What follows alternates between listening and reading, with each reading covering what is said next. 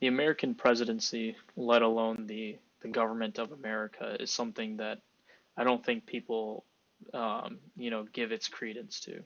It's a very unique form of government. Most governments we know that are representative in nature have parliaments, maybe a direct democracy, maybe things of that nature.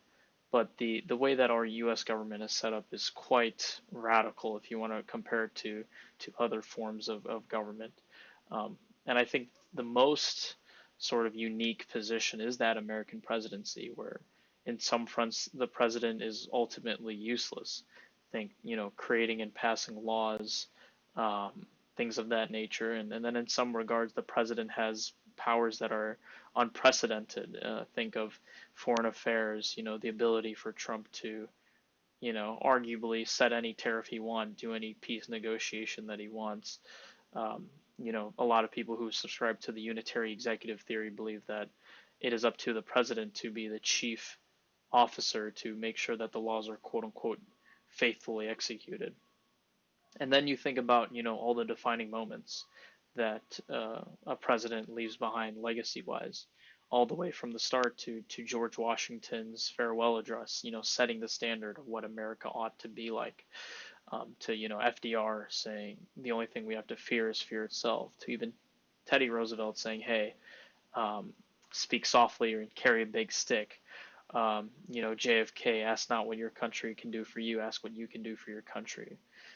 In many ways, Donald Trump's motto, whether you like him or not, make America great again, is something that is stuck with the minds of the American people and has permanently attached itself to this concept of populism and a modern form of conservatism in American culture.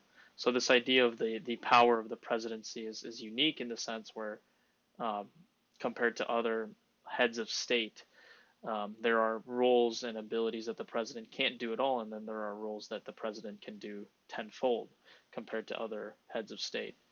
Um, but throughout history, we always like to think about these presidents who are strong in character, who exhibit this almost romanticized, macho man kind of facade, and you know, arguably none of them have quite come near to the prowess and utter leadership as Abraham Lincoln. I have my own reservations on his presidency in terms of the constitutionality of it, but it is pretty objective, in fact, that President Lincoln was very, very effective at what he did, setting the precedent, setting the standard, leading, the Union through the Civil War, one of the bloodiest wars in history, and I think in American history, especially domestically, things of that nature. But one thing I like to point out, and this goes back to the title of this video, that many of you may or may not know that President Lincoln was one of the most depressed presidents, if not the most depressed president. There are records of other presidents displaying symptoms of depression, but we've never seen, especially looking back at all that we know, let alone the things that we will never know. Abraham Lincoln was one of the most depressed presidents in the world. Um, Depressed leader, depressed, president, period. And this video, I kind of wanted to break it down as well as share as my own experience, really captivating what this is. A lot of these points that I'm going to bring up are directly from a book that I just finished called Lincoln's Melancholy. And the whole purpose of the book is to elaborate and to dissect Abraham Lincoln's depression through a psychological standpoint, which is unique in nature, obviously. But it's also making the claim that his depression wasn't just a burden, wasn't just a personal burden, but actually a tool, a key part to build his strength as a leader. So I guess I'll set the background right. Lincoln's mental health was not in jeopardy as soon as he became president. It was a very generational thing. A lot of historians and psychologists have evidence to say that he's always been, sort of sad, a persistent sadness. Back in the day, they didn't have a word for this. They didn't have treatment for this. It was just melancholy. The book cited many times where his friends and colleagues, and when writing letters or interacting with him, they recall that he was just a gloomy and an isolating kind of person. But uniquely, also, is that Lincoln did not hide his struggles. He was very open and honest about his depression, which I think goes to show that the depression, it was very real, in the sense where back in the day you wouldn't want your president talking to all of their colleagues or their cabinet about his depression, but yet here Lincoln was. The book also talks about various coping strategies that Lincoln used. He used humor. He was a big joke teller. He found comfort in work. I mean, he would, read books upon books upon books, ask very deep philosophical questions, write poetry, philosophy.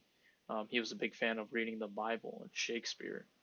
And he had a lot of friends. He knew a lot of people. He talked to a lot of people. He made a lot of friends with whom disagreed with him. But all it goes to show is that this president, to me, is something just of awe-inspiring, but actually more so a cautionary tale that like a lot of people out there, you know, the best of the best, doesn't matter where you are, who you are, you could be the president of the United States and deal with something so vigorous. Um, so I guess I'll kind of move towards this idea of like, what is the larger theme, right? Um, is depression something that is destructive? Um, is depression always bad? I mean, those are very subjective words, right? Ultimately, yes. Historically, Lincoln was a very successful president. Obviously, like I said, led us through the Civil War, abolished slavery, 13th, 14th, 15th Amendment, yada, yada, yada. You know the drill.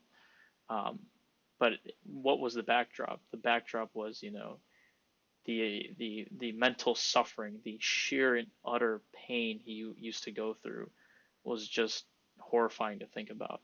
And I don't think, me personally, I don't know, I've never been diagnosed, I've never been tested or anything like that. But what I will say is I share a lot of of similar coping mechanisms, especially with President Lincoln, in the sense where, a lot of people respond to trauma differently.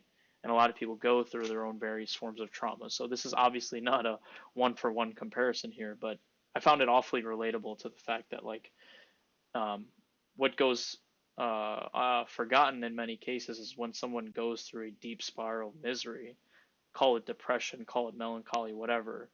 A coping mechanism is just to keep working, keep working. Many times in college or when I'm working throughout my summers or preparing for law school or things of that nature, I find myself isolated in a lot of instances. Isolated in the sense where, yeah, sure, I have a lot of friends. I would say I have a pretty well-to-do social life, but this constant looming thing of I have to be successful, I have to perform. You look at all these very fantastic and rewarding students who are essentially competing for you in this human construct, these institutions that be to say that this is what it means to be successful in this society. And for a lot of people, it's more apparent and it's more recognized that a lot of people will just bottle up and hopefully seek guidance and seek help. But I feel like there's a forgotten subsect of people that the immediate answer is not to seek help. The immediate answer would not be to bottle up and step aside. More so, just to keep working, keep working. Um, Many times when I have isolating thoughts or times of loneliness, my first instinct is to what work can I be doing? Can I be emailing something? Can I be reading a new book? Could I be making a YouTube video? Those types of things to keep my mind distracted. And also on the flip side of that is it offers a unhealthy path of validation.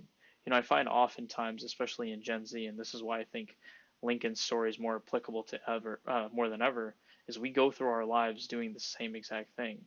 You know, we see people on social media who are objectively doing better than us, be it they look better, they're more popular, they have more friends, they're more well-rounded, they're smarter. Pick your poison essentially, and we feel down about ourselves. We feel gloomy.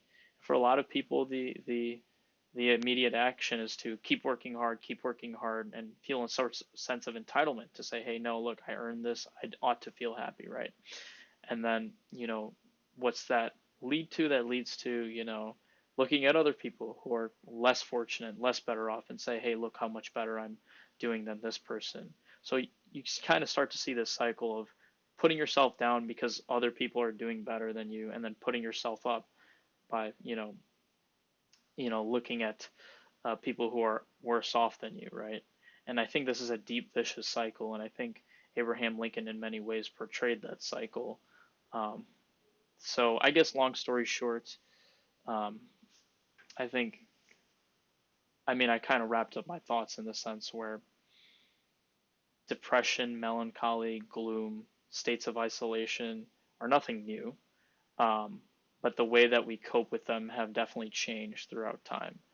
And moving forward, I guess just as a personal reflection, I always try to remember that, we have more power than we think, right? We have more control than we think. Obviously, for some people with neurological differences and things of that, it may be harder. But for, I would say, the majority or the plurality of people, when you're all alone at night and you're about to head to sleep, you're the person who gets to decide, hey, am I a happy person? Am I a sad person? Am I satisfied with myself? You are the ultimate decider of that. And whichever rubric you want to use is up to you. But my point is that you're the one who gets to decide. But thank you for watching, and I hope you enjoy your day. If you like the video, please like it. If you dislike it, please dislike it. And I am out.